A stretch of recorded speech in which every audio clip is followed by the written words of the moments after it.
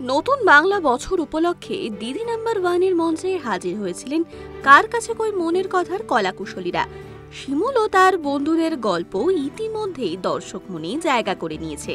শিমুলের ননদের ভূমিকায় সিরিয়ালের শুরুর দিন থেকে নজর কাটছেন শ্রীতমা ভট্টাচার্য। রচনা মানালির কাছে এদিন জানতে চেয়েছিলেন শিমুলকে সে কি উপদেশ দিতে চাইবে। জবাবে অভিনেত্রী বলেন, মাঝে মধ্যে জেদটা একটু কমানো উচিত। মুখ ঘুরিয়ে চোখ কপালে উঠিয়ে শ্রীতমা বলেন যে মানালি শিমুলকে কি আবার বলবে, মানালির নিজেকেও একই কথা বলা উচিত। মাঝে মাঝে জেদটা কমানো উচিত, সারাক্ষণ খালি খ্যাক খ্যাক আর খ্যাক খ্যাক। এই শুনে হাসিতে মুখর হন সকলে। এদিন শ্রীতমার প্রেমের গল্পও ফাঁস হয়, যদিও এই প্রসঙ্গ উঠতেই শ্রীতমা স্পষ্ট এড়িয়ে যান।